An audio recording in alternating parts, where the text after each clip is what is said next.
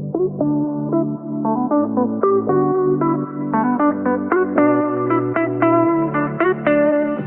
guys, welcome back to Audience of One. We're your hosts, Jamie and Jamie, and we have our friend Haley with us today. Hey.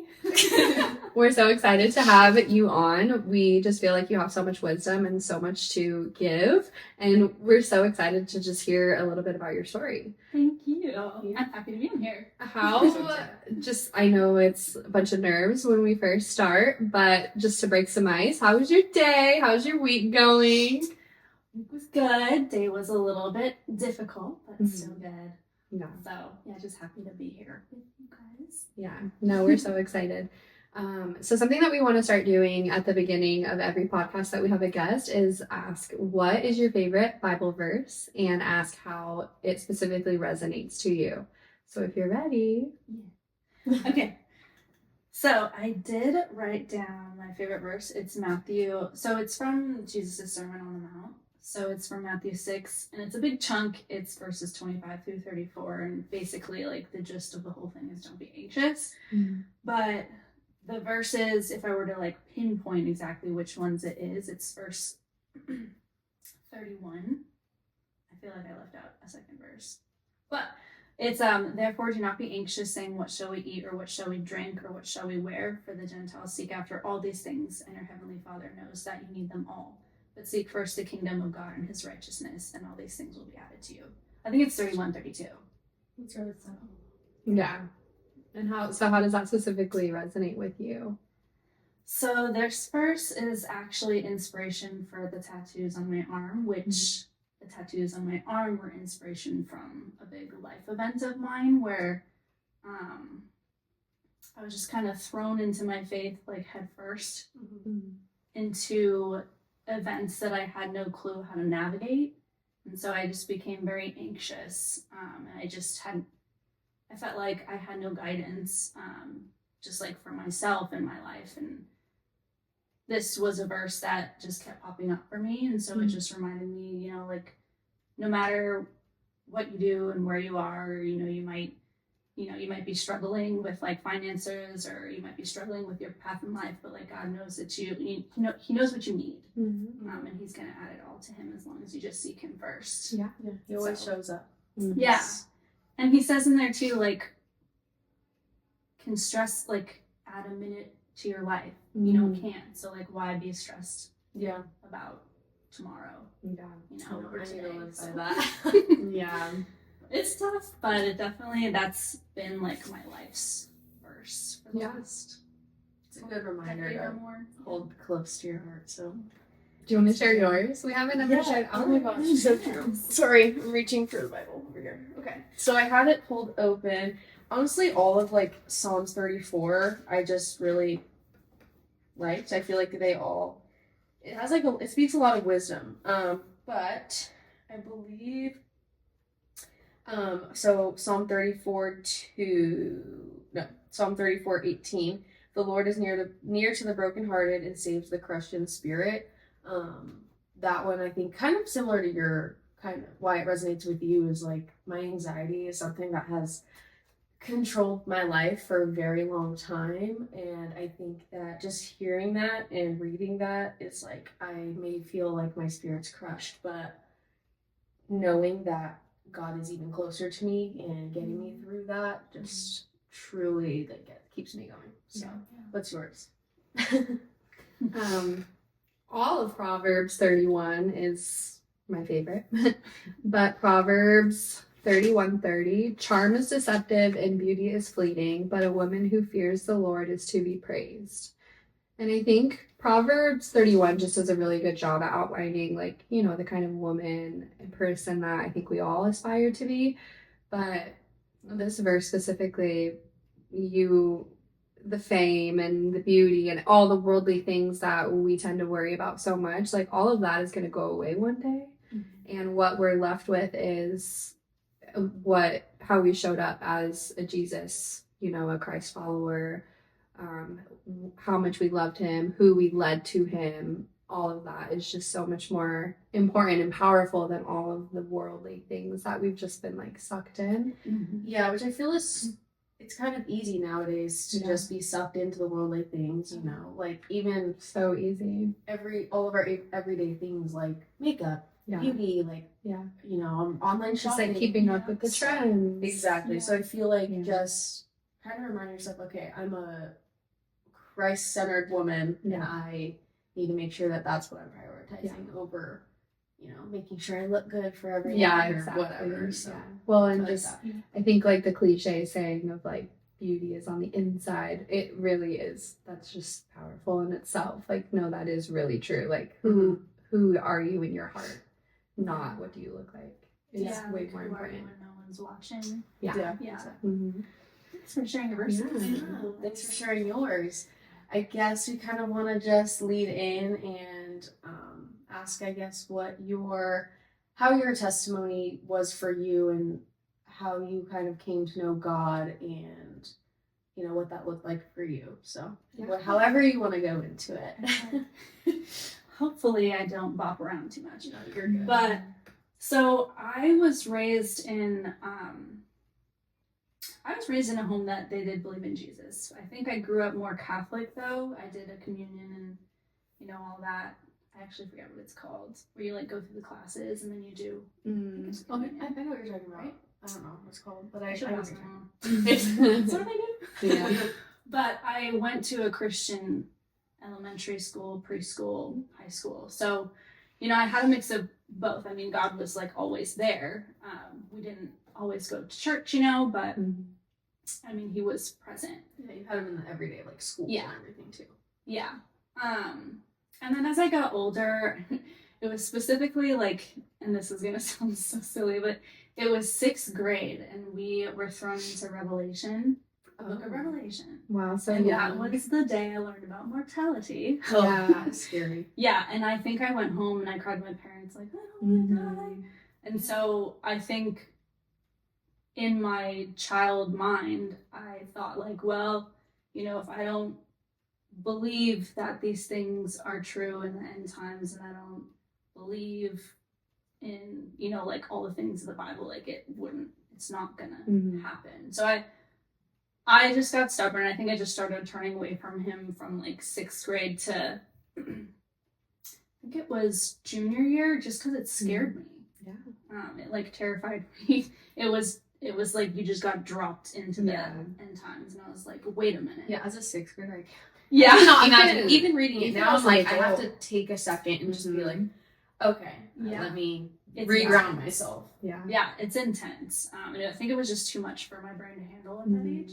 And so I was just like, all right, it's not real. So then, like, it doesn't matter. You know, I don't have to be afraid. Which obviously is not true. But then as I got older, it was, you know, I started to believe it more and more, but I wasn't doing anything about it. And one of my friends at the time was like, well, why don't you come to a youth group with me? And I was like, no. Yeah. It took like probably a full 6 months to a year for her to get me to go. And so I started going in my senior year and like I loved it and I was growing closer to God. But like at one point it reached this like, okay, but like, are you actually gonna choose me and like live your life for me, you know, because you've already turned away from me once. Yeah. And so in my mind and my heart, I just decided like, yeah, like this is, you know, he's who I want to put my trust in my life in. And then I'll just go from there. And it wasn't too long after that where, again, I was just it felt like I was just tossed into like the depths of the ocean in my faith, where I was just like, this is much more than I asked for. Yeah. And I don't know how in the world I'm going to survive it. And to make a long story short, like not going through all of like the like details and everything, like I was in a very freak accident with my best friend's little sister and she passed away. And we were on the church's property. It was just like a really freak accident after youth group, and it quite literally like turned my entire life like upside down. Yeah, I can't imagine that. Like going through that. Also, I mean, you're young still too. Yeah. And I think that adds a lot of weight to it. Yeah, because how do you deal with those emotions? Like, how do you deal with the call from God that immediately was just like, all right, Exactly, yeah. here we go. The first time you decided to go like all in, this Yeah. tragic thing happens to Cut me you. deeper. And I was like, So how did you, yeah, like what did your faith look like after that happened? I look in hindsight, and honestly, sometimes I'm surprised I made it out the other side. Because there were times where I didn't want to be here at all, many times.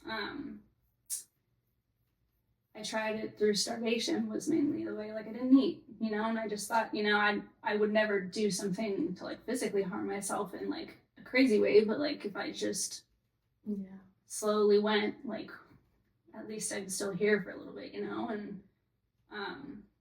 at one point I finally realized just like what a toll it was taking on my family, that I was like, I'm just being selfish. Like I need to, you know, I can't do it on my own, but I need to figure out, you know, how in the world I'm going to get over this. And so I just started asking God, like, if this is the path you have for me, like, help me, because I can't do it anymore on my own. Yeah. And it wasn't like I didn't have support. Like, my family, my friends were amazing, but there were just points where, like, I just felt like I didn't deserve to be here because she didn't make it out. You know, I was like, well, if I'm truly meant to be here and do something on this earth, like, you need to help me, God. And he did. And I thank him every day for it. It's really hard to, sometimes it's just still really hard to accept. But every time I would answer or ask him, you know, like, in my anger, I would point fingers at him and I'd be like, God, why did you do this to me? You know, I said I'd follow you, but I didn't really want, you know, I didn't mean for it to be like this. I didn't want it to be like this. I thought everything was going to be okay. Like, how could you do this for me or do this to me? And I just pointed so many fingers at him. And I think that's what most people would have done, you know, like, just feels. I mean, it's one of those things, like you said, you had the support of your family and all that, but nothing compares to the support of the Lord. So I feel like you just, you know, like, okay, God's there. So you're like, why would you let that happen? You're like, how could you let, you know, how could I be here and not her? Or like, why did you choose me and not her? Whatever. Yeah. And I think that's such a hard thing for you to overcome. And so I understand, like, that's going to be something that is hard to accept or whatever for a very long time. Yeah. But I think knowing that, you know, God is still here for you and to get you through that, and there are reasons for everything. And I think just knowing that God's with you even when you feel like you are like, why am I here? You feel like you have no meaning or purpose as to like why you were chosen. Like, I think it's special that God still is standing by you and speaking through you, because you do speak so much wisdom, and like, you're so strong with, you know, how your faith, I feel like your faith is so strong that like you would never know through that. Like, you would never know. So. Well, and I know that you have also mentioned just like the survivor's guilt that you felt. How did you how did you get out of that? Or do you still feel like today also holds a lot of significance, if that's something that you want to share? So do you feel like still today the survivor's guilt is something that you struggle with? Or do you feel like you're kind of at peace with everything? Or I think it's still hard for me, because while I know, like, in my heart of hearts, like, I know God's told me, he doesn't speak to me in many ways, which I've like told you guys, and I struggle with that. And the only thing he ever tells me is for my kingdom and for my glory, and answer to any of my questions. So like I know in my heart of hearts, like he meant for me to be here, to do what. I'm still trusting in him to tell me what and where to go. Like he knows where he's placed me and he knows for what reasons, and I just have to trust it. But like it's hard, like on days like these, like it's her 28th birthday, and I had a sob fest at home because I was like, it's just not fair. Like she never got to be at any of our weddings. She never got to see her nephews. She's not gonna get to see her brother graduate. And you know, it's like, it's if I made it out, what couldn't she have? You know, like I did everything I could to try and stop what happened. And I mean, it's just one of those things where you're powerless. And it was like, if she just, if one little thing could have been different. And you know, I think of those what ifs and could have beens, and it's a slippery slope. But I do have survivor's guilt because I'm like, well, one little thing was different. Could she have been here? Could we have both been here? But then it's that same thing where, you know, God will tell me for my kingdom, for my glory. Like her story reached across the globe, helped so many people, helped me. Her family is just a testament to their faith, and like they've become my family, and I felt so undeserving of it, but I'm so thankful for it. And you know, like she's home with the Lord now, and I have to keep going. Well, that's a beautiful way to say it too, because she is home with the Lord.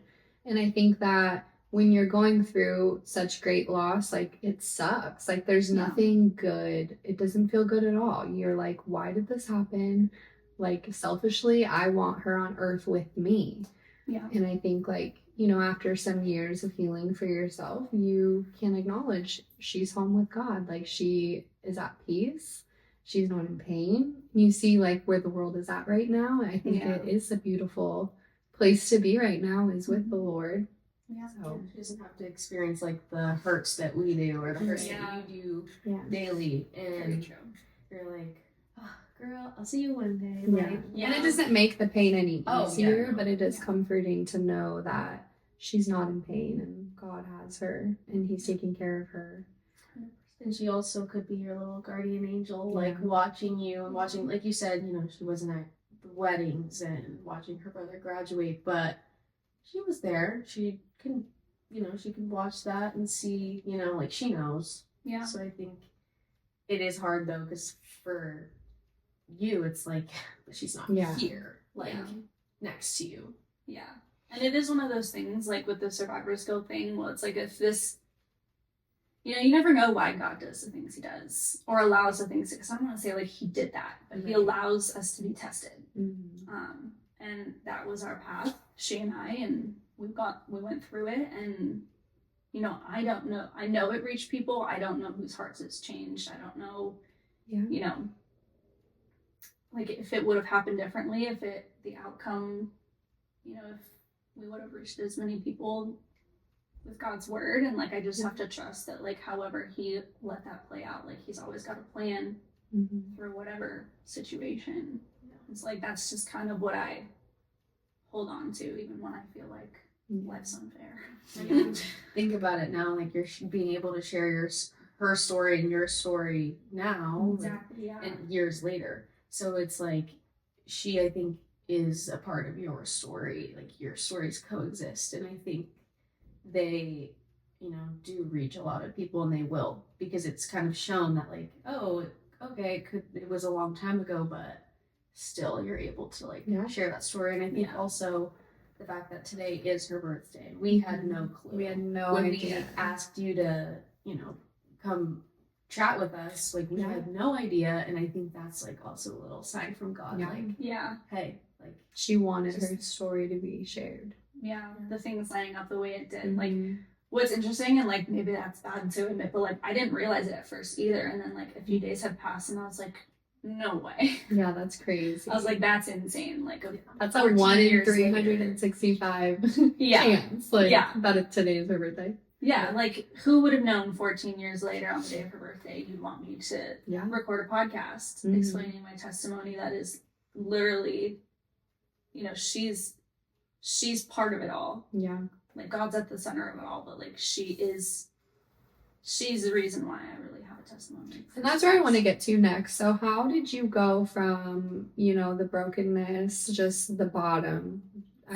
You probably say that was rock bottom for you. Yep. So how long did it take, and how did you get from that to today?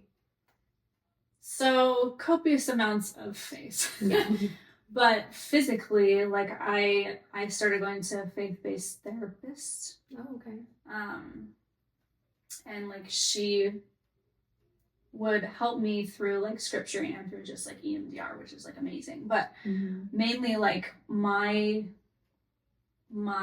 faith grew because he did allow like glimpses of just like, how you can view things in hindsight and you're like, okay, yeah, like maybe I felt like I was alone, but it's like the footprints in the sand quote, like God's the one carrying you through rock bottom. It's like there may have only been one pair of footprints, but it was God's because he was carrying you. And so like I just started to show up. Like that. Yeah. I saw it on there was a necklace that I bought, and like that was one of the stories, and I lost a necklace. I tend to lose a lot. Relatable. But yeah, I just tried to plug in at church. I just tried to dig deep into like showing up there, still going to Bible study, and then I ended up getting baptized. Probably like 2 or 3. I honestly can't. I think it was 2 years later. Just as a show of faith, like no matter what path I'm on, like I'm in it. Yeah. And like I want everyone to know that I'm choosing this despite what happened. Despite.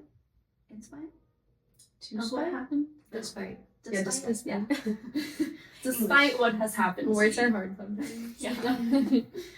But yeah, I think it was just like choosing every day, like, yeah, whether I'm happy or whether I'm sad or mad, I'm still going to show up and I'm going to choose it. Yeah. That's not to say like I was great in reading my Bible and stuff.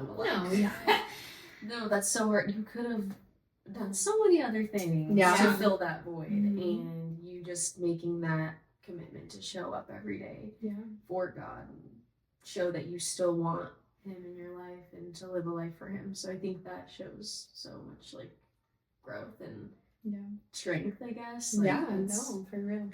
Well, just like for the events that happened, for you to be like, you had one mindset of, God, why did you let this happen? Like, I just started going to church and this is like how you repay me. Like, this is what following you is like what's next, But you turned that tragic, horrible thing that happened into, it wasn't you.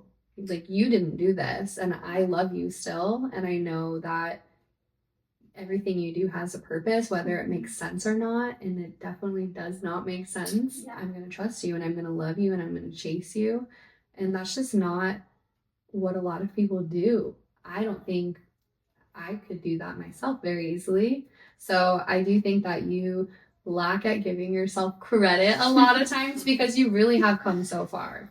And you could be a completely different version of Haley than you are. And, you're into fitness, you are great at your job, you're a great wife. Like, you are all of these things because you took your hurt and you let God change you. And I just think that's beautiful. And I think that your story, I've heard your story so many times, and I'm always, every time you tell me, I still get chills. I still get tears in my eyes because it is so beautiful. And it's just a testament of like how good God is and what he can do with the brokenhearted. Thank you. Did you want to share a little bit of, so from that rock bottom and how hard that was for you, do you want to share like the goodness that maybe came from it, or like, do you know how that's maybe the stories reached other people's hearts and how that has shown like goodness to you, or like was there anything that God kind of showed you to be like yes, you're on track, like like he's happy that or gave you an answer maybe to the question of like, why did this happen?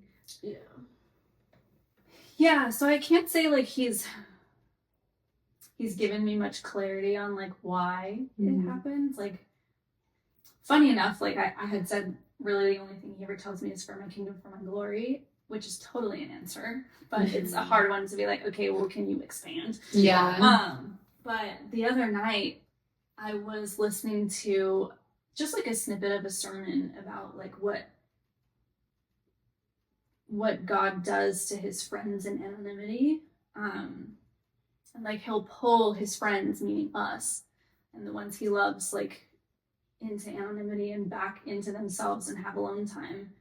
And he'll, spend that time like breaking you and rebuilding you.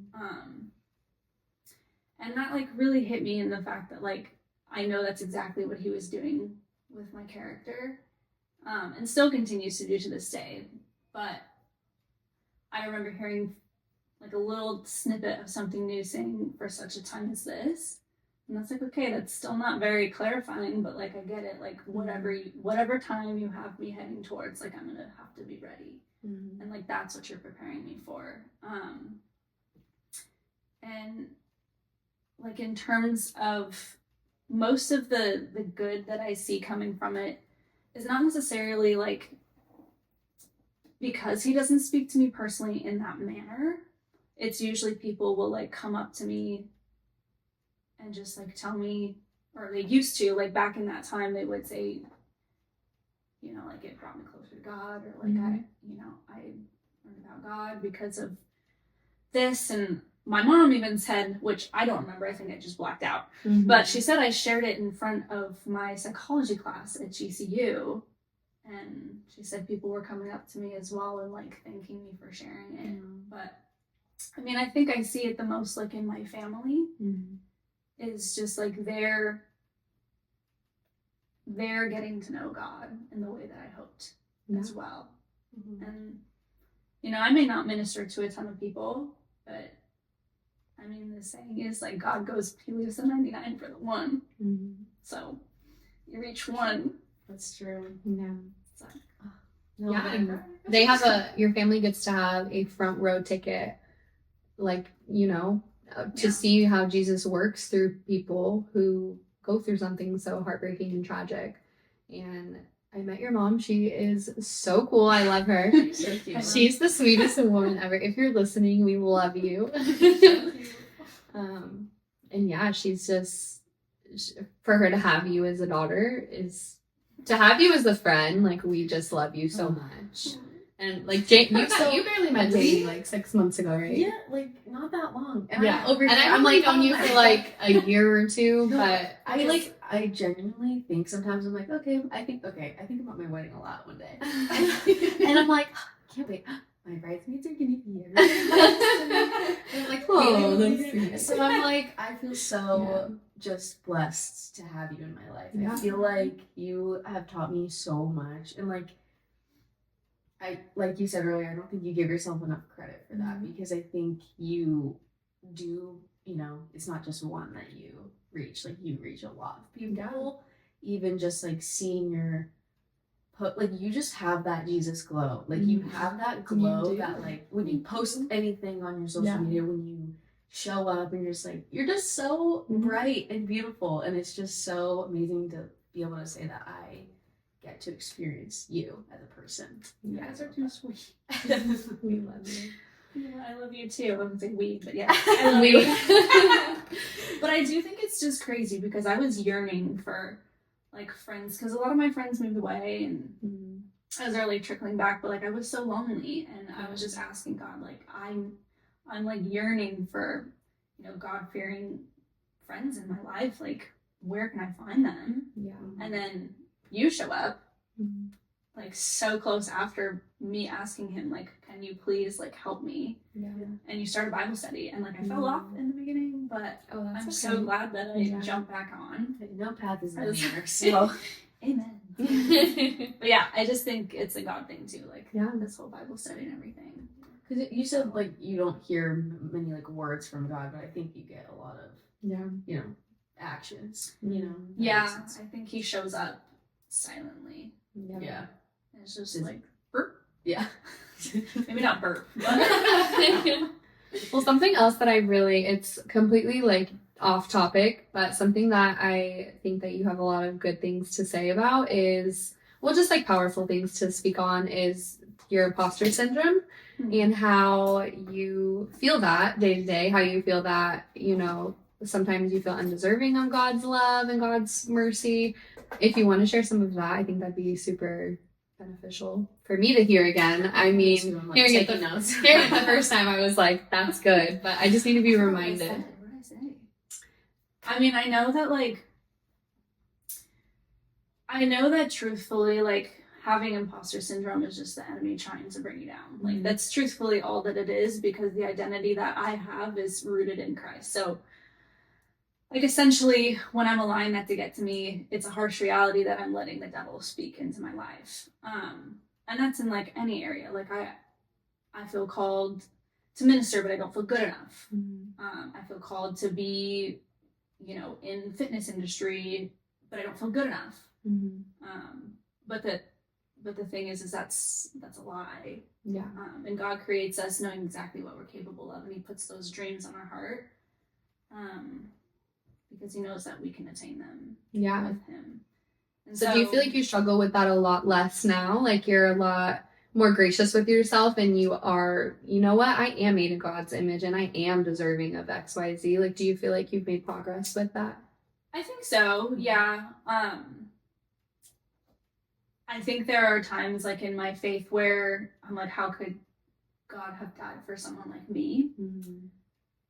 But that's also, I feel like, just me doubting Him. But I think in the last few years, like, I definitely am more, I've allowed myself to experience that kind of love and empowerment by saying, yeah, I'm a daughter of the King. Yeah. And He's the one who holds my true identity. So I think I've been a lot more gracious. Like, even if I'm not reaching these, like, crazy moments on the dreams that I have, like it's all according to its time and His plan. And, like, I don't know if that answered the question. No, you did. Yeah. No, you did. Okay. Do you know what I said the first time? You basically were saying, like, how could God have died for someone like me? Like what you just said. And you just didn't feel, I think it was when we were studying Jude and how, we all have salvation through Christ. Yeah. And me and you both kind of agreed, well, how do I have salvation? Like me? Yeah. And I think something that me and you share in common is, like, we're always wanting to chase God. What can we do? I know I'm saved. I know I'm going to heaven, but can you let me know, like, what I could be doing more to, like, really get to heaven and really reach people for Christ? Yeah. And it's something I struggle with too. Just, like, I'm not deserving, like, and also just day to day, we partake in sin and get captured in worldly activities. Yeah. I think, like, wow, Jesus was nailed to the cross for me, and I'm doing this. Like, I'm choosing this path. It's so against why He did this for us. And it's like a gut punch. Like, okay, our God is so good. He literally gave us salvation. And I don't want to waste it. You know what I mean? Words are hard right now to come out of me, but it's just, I want to show Him that, no, I do deserve it. Like, you died for me, and I'm going to prove to you that you died for the right person. Like, I love you so much, and I'm going to just live and love like you. Yeah. He showed up for me, so I have to show up for Him. Yeah. And I agree. I wrote in my journal, like, I just want to make you proud. Yeah. No, really. But I'm like, what does that look like? I read something the other day. It was so cute. It was, God is a girl dad. And I was like, that's so true. I know someone was like, I know. Have you seen sunsets? Yeah. Like, oh my gosh. Yes. Literally chills. Yeah. No, it's so good. I love it. Well, thank you so much. You were so just like so good at this already. Yeah, you might be a recurring guest. Who knows? So that was so much fun. Thank you so much for sharing and being vulnerable. I know it's really hard. Yeah. Especially knowing that, you're not just talking to us. There are other people out there that are going to see this. And I think just remind yourself you know, someone out there might relate to you and Yeah. hear this story, hear your story, her story, and just know that that is helping someone get through their day. So Yeah. thank you so Well, much. and your story too just might be someone else's as well. And they might be like struggling with the same things that you were right when that happened to your friend who listened to this and they're like, okay, wait. Yeah. She got through it and she's thriving and she is glowing and all the things. Yeah. So, yeah. Yeah. It's one of those things too, like for those listening, like accepting God into your life doesn't mean you're going to be like thrown into the deep end. Yeah. It's all, you know, we're all called to different things. Like this was my story, but it, you know, no matter what he calls you to, like you just got to keep holding on. But it's not to say that your path is going to look, you know, as hard as mine or as interesting or harsher. You know, like you have your own path. God knows what, you know, you can handle, and you just got to keep holding on. But like, don't let what happened to me scare you out of accepting God. If anything, it just shows how, like, everyone, we kind of talked about this in our first episode, but we all are kind of broken or something happens to us that just really hits us hard. Yeah. And I think it just shows that, like, God can get anyone through literally anything, and he already knows that. He already knows, he saw you, you know, down the line, like, you're going to be so good. You're going to, you know, be glowing. You're going to be thriving. And he saw that, and he was, like, holding on to you to be like, keep coming to church. Yeah. Keep coming to me. So, Don't give up on me. I can't wait to see it. Thank you so much for coming, and thank you guys for listening. Hope you tune in next week. Yes, we're so excited and we love you so much. We're so happy you're here.